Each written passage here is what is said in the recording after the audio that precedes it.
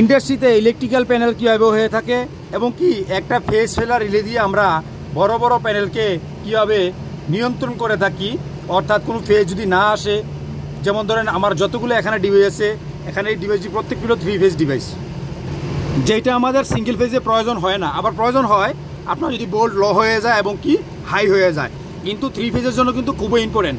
আজকে এই দেখতেছেন, এই যে প্যানেলটা দেখতেছেন, এটা নিয়ে ইনশাল্লাহ আজকে বিস্তারিত আলোচনা করবো, তো ভিডিওটা কন্টিনিউ করেন, ইনশাল্লাহ অনেক কিছু জানতে পারবেন। তো দেখেন এই ফেস ফিলার রিলেটা নিয়ে আমরা সর্বপ্রথম আমি এটা নিয়ে একটা শর্ট ভিডিও দিছিলাম। তো L1 L2 আমরা উপরে কানেকশন করে দিছি, আর নিচে দেখেন যে কোনো জায়গা থেকে আপনি ফেস একটা কমন করতে পারেন। এই যে 11 নম্বর হলো আমরা কমন, আর 14 নম্বর হলো আউট। যেমন আমরা রিলে কয়েল থাকে এবং কি রিলে NONC থাকে। তো রিলের NONC মনে করেন যে আপনার এই যে এই যে রিলের কয়েল বল মনে করেন যে আপনার এই যে এটা এক্সাম্পলের জন্য বলতেছি আমি L1 L2 L3 আপনি রিলে কয়েল বল দিয়ে দিয়েছেন, মানে ফেজ আপনি 3 ফেজ দিয়ে দিয়েছেন। আর আপনার কমন, এই যে কমন হলো 11 নম্বর, আর N হলো 14 নম্বর, NC হলো এত নম্বর।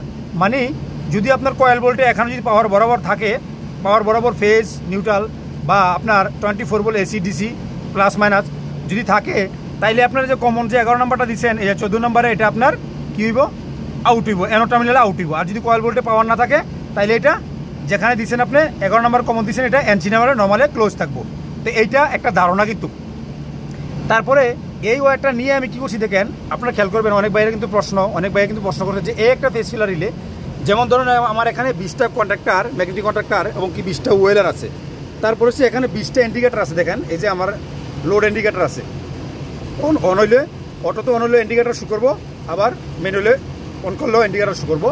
তারপরে এখানে আবার ROIB ইন্ডিকেটার আছে। তো মোট টোটাল আমার প্রায় 20টা, 3টা 23টা। তারপরে সে মনে করেন যে আমার এই যে ম্যাগনেটিক কন্ট্রাক্টর যে এই যে কয়েলগুলো আছে, এগুলো কিন্তু আমার কারেন্ট কিন্তু খাইতেছে।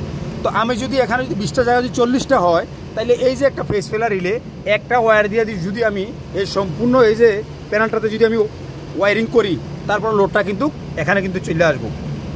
শুধু এখানে না, এই ওয়্যারগুলো কিন্তু বাইরেও গেছে। এখানে দেখেন 3টা রিলে দিছি আমি, 3টা রিলেতে আমি 3টা থার্মোস্ট্যাট দিছি। 3টা থার্মোস্ট্যাটের 3টা টেম্পারেচার, একটা রাখছি 17, একটা 22, একটা 25 বা 26 এরকম 3টা টেম্পারেচারে আমি নিয়ন্ত্রণ করছি।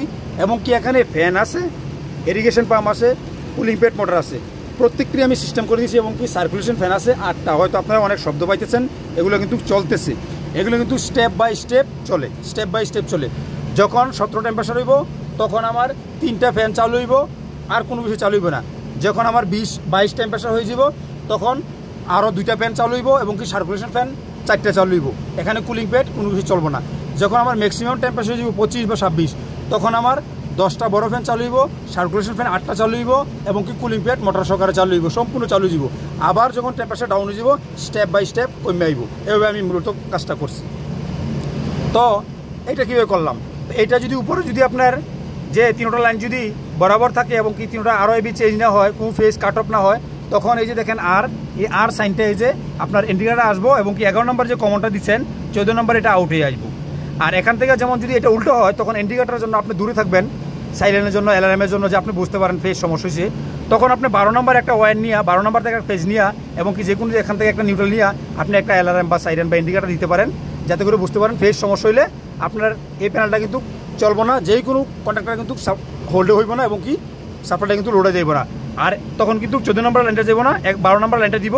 তখন কিন্তু আপনার অ্যালার্মটা 220 বল হোক আর 24 বল হোক, এটা কিন্তু আপনার তখন কিন্তু আপনি বুঝতে পারবেন যে আমার ফেজের ইস্যু আছে বা ফেজ সমস্যা আছে, এই জন্য আমার 12 নম্বর লাইন আইছে। তখন আপনি আগে দেখবেন, এটা সমস্যাটা সমাধান করবেন, তারপরে আবার এটা ইন্ডিকেটার আসবো, লাইনটা চলবো। এখন মূলত আমরা এই ফেজটা দিয়ে আমরা কীভাবে করলাম, এই ছোট্ট একটা ওয়্যার দিয়া, এটা হচ্ছে আমাদের 0.75 mm যে ফ্লেক্সিবল ওয়্যারটা। এই ওয়্যারটা আমি নিয়ে আসছি, এই যে এখানে 0.5 না জানি 1 mm হইব, আমি দিছিলাম এটা সম্ভবত, খেয়াল নেই, আমি দেখে নিই একটু, এরকমও হবে সামথিং, ম্যাক্সিমাম 1 mm হইব। আমি করছিলাম এটা কাজটা, তো বুঝলে গেছি এটা সাইজটা এরকমই হইব 1 mm। আচ্ছা, যাই হোক, এই যে দেখেন খেয়াল করিয়া 0.75 mm আমার আঙুলের জন্য দেখা যাইতেছে না, এই যে 0.75 mm খেয়াল করে দেখেন, 0.75 mm, এই যে সামনে 0.75 mm। আচ্ছা, যাই হোক, আমরা ওইদিকে যাই না। এখন এটা দিয়ে যদি আমরা লোড দেই, তাহলে সম্পূর্ণ সমস্যা যাব, লোডটা পুরোটা এটার মধ্যে আসবো। আর এটা কিন্তু আমি একটা দেখছি এটা ব্লাস্ট হয়ে গেছে, এটা ব্লাস্ট হয়ে যাওয়ার জন্য এটা প্যানেলটা ছিল তুর্কির প্যানেল, এই ব্লাস্টটা হওয়ার কারণে পুরো প্যানেলটায় আমার জ্বলে গেছে। আরও অনেক মনে করেন যে অনেক কিছু ম্যাটেরিয়াল সমস্যা হয়ে গেছে, প্যানেলটাও জ্বলছে, আবার অনেক কিছু আরও ছাদে আরও 2টা প্যানেল ছিল ওইটিগুলো জ্বলছে শুধু একটা ফেস ফেলারের জন্য। ওই দিন থেকে আমি ডিসিশন নিচ্ছি এটার মধ্যে খালি শুধু এইটা এই 14 নম্বরটা দিয়ে আমি কী করছি দেখেন, এই 14 নম্বরটা ওয়ারটা দিয়ে আমি এই যে দেখেন এই প্রত্যেক কন্ট্রাক্টরের ম্যাগনেটিক কন্ট্রাক্টরের আমার এই যে এখানে ম্যাগনেটিক কন্ট্রাক্টর আছে উপরে, আর নিচে কিন্তু ওয়েলার থার্মাল ওভারলোড কিন্তু আছে, ঠিক আছে, প্রত্যেকটি 3 ফেজের। আর এখানে একটা আছে 2টা আছে সিঙ্গেল ফেজে, দেখেন এটা এম্পিয়ারের বেশি 13 এম্পিয়ার, এটা দেখেন 13 এম্পিয়ারের, আর বাকিগুলো সব আছে 4 এম্পিয়ার 4 এম্পিয়ার, প্রত্যেকটি 4 এম্পিয়ার রাখছি, ঠিক আছে। তো এই ফেস ফেলার রিলেটা আমার আইয়া অন করবো এটা, নিউট্রাল দেখেন প্রত্যেকটি কিন্তু আমি কমন করে দিচ্ছি, খেয়াল করবে না, প্রত্যেকটিতে কিন্তু নিউট্রাল কিন্তু আমি উপরে কিন্তু কমন করে দিচ্ছি, A1 নিউট্রাল কিন্তু প্রত্যেকটিতে কমন করে দিচ্ছি, খেয়াল করে দেখবেন এখানে, এই যে এখানে তো A1 আমি কমন করে দিচ্ছি আমার এখানে। আর এইটা আমার পেজটা আইসা আমার এই কন্ট্রাক্টরটা অন করতেছে, আর এই কন্ট্রাক্টর উপর দিয়ে যত লোড আছে আমি দেখেন এখানে রেড ইয়েলো ব্লু দিছি, এখান থেকে আমার চাহিদা অনুযায়ী আমি আবার এখান থেকে কিছু কমন করে নিছি, কারণ আমার এখানে রিলে কমন করতে হয়েছে, আর অন্য জায়গায় যেখানে প্রয়োজন কমন করার জন্য এখানে আমি কমন করে নিছি, এবং কি এখানে এই যে আমার আরও এই যে ইন্ডিকেটারের জন্য কমন করছি, তারপর আমি এখানে ম্যানুয়াল ওয়্যার উঠাইছি, আবার অটো ওয়্যার উঠাইছি, এখান থেকে সম্পূর্ণ কিন্তু এখান থেকে উঠে সেরে দেখেন উপর থেকে আমার যা প্রয়োজন এখান থেকে উঠে সেরে নিয়ে আমি এখান থেকে যা আছে সম্পূর্ণগুলো দিয়ে দিছি। অর্থাৎ দেখেন একটা ছোট্ট লোডারে এই ফেস ফেলার রিলে থেকে ছোট্ট একটা 0.75 mm ওয়্যার দিয়া আমি এখন এই যে প্যানেলটা দেখতেছেন সম্পূর্ণ প্যানেলটা কিন্তু সাজাই দিছি।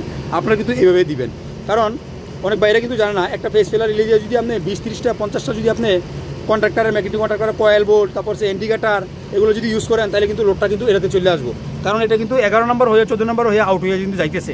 যদিও এটা মনে করেন একটা রিডিং আছে যে 5 এম্পিয়ার বা 8 এম্পিয়ার 10 এম্পিয়ার ইউজ করতে পারবেন, তবে এতটুকু দিবেন না, সমস্যা। এগুলো কিন্তু আপনার লোড দেওয়ার জন্য রিলে, এগুলো কিন্তু লোড দেওয়ার জন্য হয় নাই। দেখেন এইটাও শুধু কি এই যে রিলেগুলো দেখতেছেন 3টা থার্মোস্ট্যাট আছে, 3টা থার্মোস্ট্যাটে আমি কি করছি একটা কমন নিছি, 3টে থার্মোস্ট্যাটে কমন করে 3টে থার্মোস্ট্যাটে আউট করে, এই যে দেখেন এখানে 3টা আউট করে আমি দিয়ে দিচ্ছি, 3 টেম্পারেচারে আমি 3টে থার্মোস্ট্যাট রেখে দিচ্ছি, বাস। এইভাবে মনে করেন যে ফেস ফেলার রিলে এবং কি রিলে দিয়ে আমি এই 3টা থার্মোস্ট্যাট দিয়ে আমি এই প্যানেলটাকে কন্ট্রোল করছি। তো এবার আসেন আমরা একটু বিস্তারিত আলোচনা করি। তো আমরা এখানে দেখেন উপরে ম্যাগনেটিক কন্ট্রাক্টর এখানে আছে, এই যে আমরা রেড ইয়েলো ব্লু আমরা উপরে দেখেন কমন করে দিছি সেম। তারপর আছে আমরা যে থার্মাল ওভারলোড রিলে এখানে ইউনিয়ে সেম, আবার এখানে দেখেন নিচে আমরা আউট হয়ে গেছে, আরও এবি এখানে আউট হয়েছে। আউট হয়ে ডাইরেক্ট কোথায় আসছে, প্রত্যেকটি ওয়্যার আউট হইয়া এই যে আমার ট্রাঙ্কিং দেখতেছেন, এই যে ট্রাঙ্কিংটি হইয়া এখানে চলে আসছে। দেখেন এখানে এই যে এগুলো হচ্ছে, এই যে দেখতেছেন এগুলো হচ্ছে কানেক্টর টার্মিনাল ব্লক। এই যে এগুলো দেখতেছেন অনেক বাইরে জিজ্ঞাসা করে এগুলো কি, কানেক্টর টার্মিনাল ব্লক। তো যারা না জানে তাদের জন্য কিন্তু বলতেছি, আর অনেক বাইরে অনেক টেকনিশিয়ান বাইরে তারা তো অনেকেই জানে, সকলেও জানে প্রায়, কিছু মানে লোক জানে না জুনিয়র বাইরে, তাদের জন্য ভিডিওগুলো। আবার অনেক বাইরা অনেক রকম কমেন্ট করতে পারেন, ঠিক আছে, কাজের শিক্ষার কোনো শেষ নাই। আমি যতটুকু জানি, আমি একজন সাধারণ ইলেকট্রিশিয়ান, আমি চেষ্টা করি সাধারণভাবে আপনাদের কাছে উপস্থাপন করার জন্য। তো এই যে কানেক্টর টার্মিনাল ব্লক প্রত্যেকটি ওয়্যার কিন্তু আমার এখানে ট্রাঙ্কিং দিয়ে এদিক দিয়ে আসে, তারপরে সবার এদিক দিয়ে আসছে এখানে আমার উপরে কানেক্ট হয়ে গেছে। কারণ এই প্যানেলটা কিন্তু আমি ওয়ার্কশপে বৈশা বানাইছি, বা আপনি যে জায়গায় অর্ডার দেন ওইখানে বানানোর পরে আপনি কিন্তু নির্দিষ্ট যে জায়গায় আপনি ইউজ করবেন এখানে আপনি বসানোর পরে আপনি দেখেন এখানে আবার, কারণ আমি এই ওয়্যারগুলো হলো আমার 3 ওয়্যারের, আমার কিন্তু ইয়েলো গ্রিন ওয়্যার কিন্তু আমার এই যে স্ট্রাকচার স্টিল স্ট্রাকচার, এই স্টিল স্ট্রাকচারে কিন্তু আমি প্রত্যেকটি জায়গায় কিন্তু আমি বডি দিয়ে দিছি। দেখেন এগুলো কিন্তু প্রত্যেকে কিন্তু 3 ওয়্যারের। তো আমি ইয়েলো গ্রিন এই যে দেখেন এখানে কিন্তু আমি ইয়েলো গ্রিন দিছি, এটা হলো মেইন আমার ইয়েলো গ্রিন। এখান থেকে আবার দেখেন এই যে গ্ল্যান্ড থেকে কিন্তু দেখেন আমি এই যে বডিতে কিন্তু প্রপারলি দেখেন এখানে কিন্তু আমি ইয়েলো গ্রিন দিছি, এখানেও কিন্তু বডিতে কিন্তু আমি ইয়েলো গ্রিন দিছি। এই যে আমার সার্কিট ব্রেকারের যে প্লেটও কিন্তু দিছি, প্রত্যেক জায়গায় কিন্তু ইয়েলো গ্রিন দিছি। এবং কি এই ইয়েলো গ্রিন আমি প্রত্যেক স্ট্রাকচারে ফ্যানে বডিতে হার জায়গায় আমি এই যে দেখেন এখানে আবার এই যে দেখেন ইয়েলো গ্রিন, এই যে এখানেও বডিতে দিয়ে দিচ্ছি, এখানেও ডোরও দিয়ে দিচ্ছি, প্রত্যেক জায়গায় কিন্তু আমি ইয়েলো গ্রিন দিচ্ছি। ইয়েলো গ্রিন আর্থিং কিন্তু খুবই ইম্পর্টেন্ট, কারণ এখান থেকে যদি কোনোভাবে যদি কোনো লিকেজ কারণ হলে যদি ইয়েলো গ্রিনটা না থাকে তাহলে কিন্তু আপনারা শর্ট করবো, আপনি বডিটা ধরলে কিন্তু শর্ট করবো। ইয়েলো গ্রিন কিন্তু খুবই ইম্পর্টেন্ট। আচ্ছা, আমরা এখান থেকে কিন্তু আউট হয়ে গেল, বাস। তারপরে আমরা কি করছি, এখান থেকে যে আমরা ওয়্যারগুলো নিছি, এই যে অটো এবং কি ম্যানুয়াল সিলেক্টর সুইচের জন্য, অটো এবং কি ম্যানুয়াল দুই দিকে, এখান থেকে আমরা ডাইরেক্ট ওয়্যারগুলো আমরা নিয়ে গেছি, একটা নিয়ে গেছি ওয়্যার আইনা, এই যে দুই পাশে আমরা একদম যেমন ধরেন এই পাশে আমরা ম্যানুয়াল রাখলাম, প্রত্যেকটি এই পাশে ম্যানুয়াল একটা ওয়্যার এনে আমরা নিচে এদিকে প্রত্যেকটিতে আমরা কানেকশন করে দিলাম। উপর প্রান্ত থেকে আমরা ডাইরেক্ট নিয়ে আসলাম কোণে 95-এ এবং কি 96 থেকে আমরা এখানে দিয়ে দিলাম। যদি আমরা এই সুইচটা এদিকে করি তাহলে আমরা এদিক থেকে ফেসটা ম্যানুয়াল হইয়া আমার এখানে 95-এ আসবো, 96 আমার এটুতে চলে আসবার উপরে A1 আছে, কর্নারটা হোল্ড হইব, এখান থেকে সাপ্লাইটা লোডে আমার চলে যাবো ডিপ হয়েছে। তারপরে আবার অটোটা কী করছি, এই যে থার্মোস্ট্যাট যে আছে, আরে এই যে রিলে আছে, থার্মোস্ট্যাট হয়ে যে আসছে, ওইখান থেকে আমরা 3টা ওয়্যার নিছি। 3টা ওয়্যার নিয়ে যেমন ধরেন আমার 21টা 60টা করে ভাগ করছি। আমি এক্সাম্পলের জন্য বলছি, আপনার চাহিদা অনুযায়ী বাগাইনি ভাগ করে নেবেন। আমি কিন্তু 3টা 5টা আর 2টা এরকম করে ভাগ করে নিছি। প্রথম স্টেপে মনে 3টা, এরপরে 5টা, এরপরে মনে 5টা এরকম করে নিছি। তো আপনার চাহিদা অনুযায়ী আপনি নেবেন। একটা ওয়্যার আমি 5টা দিয়ে দিছি, যেমন ডাইন পাশে দেখেন এখানে নাই আর, এখানে দেখেন এখানে শেষ প্রান্ত অটোর। তো সেম এভাবে নিছি, একটা দিয়ে দিছি আমি 3টা, একটা দিয়ে দিছি 5টা, একটা দিয়ে দিছি 5টা। কারণ প্রথম থার্মোস্ট্যাটে 3টা চালু হইব, দ্বিতীয় থার্মোস্ট্যাটে 5টা চালু হইব, মানে 8টা, আর তৃতীয় থার্মোস্ট্যাটে সম্পূর্ণ করে চালু হইব। তো এরকমভাবে আপনি ডাইন পাশে দিয়ে নেবেন। তো আবার সেম ডাইন পাশে থেকে আপনি লুপিং করে দিবেন। এটা যখন বাম পাশে করবেন তাহলে ম্যানুয়াল চালু হইব, আর ডাইন পাশে করলে অটো চালু হইব। সেম এভাবে আপনারা চালু করবেন।